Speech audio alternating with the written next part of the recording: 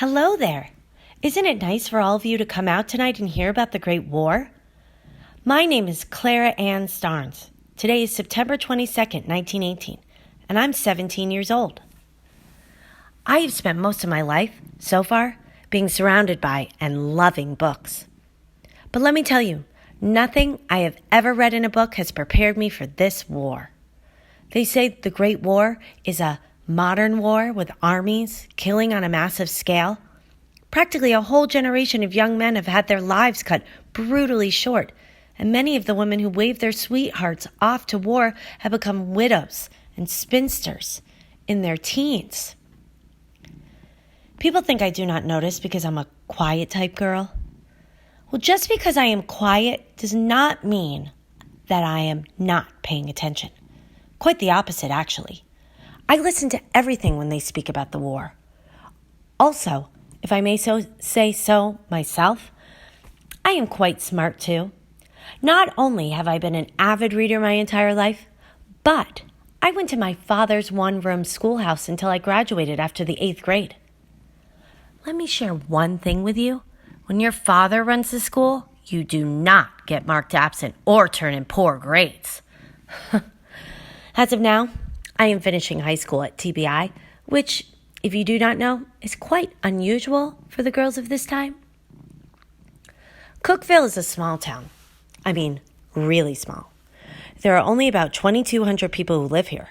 So it is very noticeable that the young men are leaving to go to the war in Europe.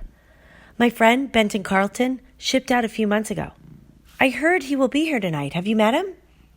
We all miss him, and so many of the others who have shipped out. May they all come home safely to their families, friends, and sweethearts.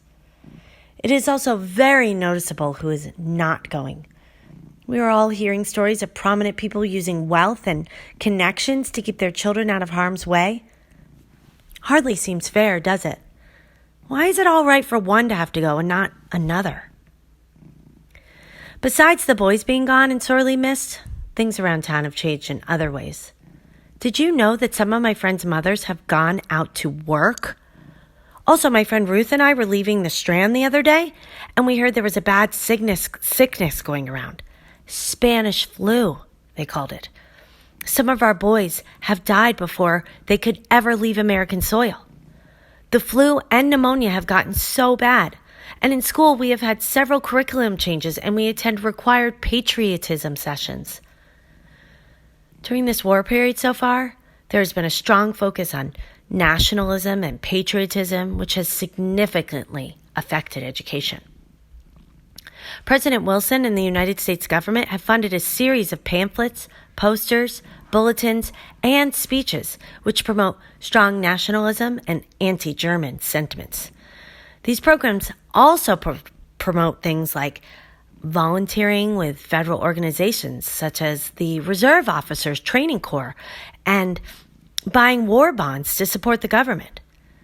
The government pamphlets that we read focus on a new movement of social engagement, which strongly favors students growing as people and becoming involved, patriotic citizens. Father says that another main goal of these educational programs is a move away from state education systems and toward a nationalized system of education, which will keep curriculum similar and promote a unified nation among students. For example, the national government has changed textbooks to portray the American Revolution in a way that does not make Britain look like the bad guys. This is important as the United States is allied with Great Britain. Starting as early as the elementary level, patriotic and pro-war lessons are instituted in public schools. They include things such as a weekly 15-minute periods on patriotism for first and second grades. They stress that teachers instruct the children so that they view the war in a positive manner and portray war in terms of celebrations and victories, not destructive realities. Therefore, starting at a very early level, students are being taught that the war is a good thing and the importance of patriotism.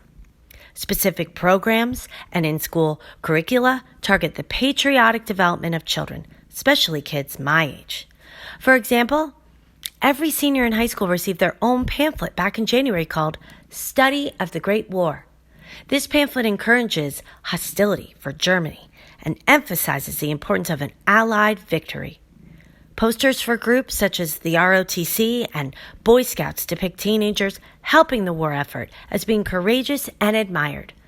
This form of advertising seems especially influential on my friends because most of them are trying to figure out their roles in society and desire to fit in. Therefore, posters showing their peers serving their country and receiving recognition and respect are particularly influential in persuading youngsters to join the war effort in whatever way they can. Several Cookeville boys are members of the Boy Scouts of America, and while there are no set program in place to support the war effort, Scouts have become involved in a wide range of ways. Just after the U.S. soldiers began shipping out in 1917, the Boy Scouts began home front service with the Help Win the War campaign. They are helping to distribute war pamphlets, sell war bonds, and drive nationalism and support for the war. Additionally, they are involved in many acts to help the national government, such as locating black walnut to use in war materials and peach pits for gas masks. From the ground up, Boy Scouts have gotten involved in public service activities, but their most visible work has been associated with agricultural labor to help produce food. Scouts have planted war gardens with the slogan, "Every Scout to feed a soldier." Boys between 15 and 19 years have been mobilized for farm work, and the Cookeville area Scouts are proud to do it. Thank you for visiting us tonight. Please pray for a swift end to this war and a peaceful future.